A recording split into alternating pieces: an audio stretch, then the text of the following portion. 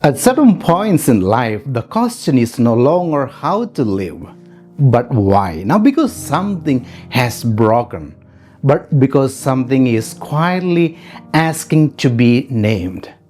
We may be functioning well, fulfilling roles, meeting expectations, yet beneath the surface, there lingers a restlessness that does not go away. Blaise Pascal once wrote, "There's a God-shaped vacuum in the heart of each man which cannot be satisfied by any created thing." The vacuum is not a failure, it is a summons.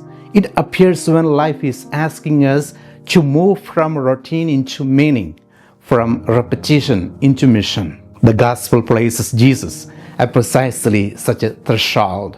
His baptism is not simply the opening scene of his public life. It's a deliberate act of positioning. Jesus leaves Galilee not because it is sinful or wrong, but because it is familiar. I'm Father Bob, and this is Sunrise and Scripture.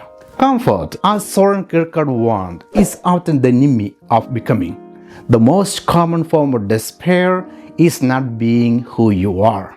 By returning into the Jordan, Jesus steps into a place of transition, memory, and risk, the geography of decision, where Israel once stood between what was known and what was promised. What gives this moment its profound weight is not movement alone, but proximity. Jesus does not approach the Jordan as an observer or judge. He enters the same waters where others have already confessed their sins and hopes. He does not preserve distance. He chooses immersion. God steps into human disorder. As Henri Nouwen observed in The Wounded Healer, nobody escapes being wounded. We are all wounded people, and it is precisely our wounds that can become a source of healing. Jesus does not save by exemption, he saves by closeness. Here the heavens open, not because humanity has finally reached upward, but because God has decisively come down. God is no longer an idea to defend, but a presence to encounter. From this moment forward, the heavens do not close again. As Karl Rahner wrote, the Christian of the future will be a mystic or will not exist at all. Jesus makes mysticism possible by making God near. From the beginning, Jesus accepts the full cost of this mission. The Jordan already gestures toward Golgotha. What begins in water will be completed in blood. Mission for Jesus is not a role to perform, but a destiny to embrace.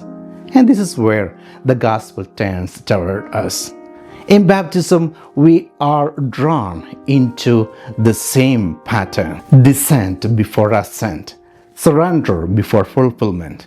Meaning is not found in self-preservation, but in self-gift. Viktor Frankl observed, life is never made unbearable by circumstances, but only by lack of meaning and purpose. Purpose in the Christian vision is not invented, it is received, and it is always relational. Jesus enters the Jordan because love cannot save from a distance. You cannot liberate another while remaining untouched. Our mission may feel costly, unfinished, or unclear, but we are not abandoned within it. Step into the waters, accept the crossing. Meaning is not waiting on the other side of safety, it is discovered on the way.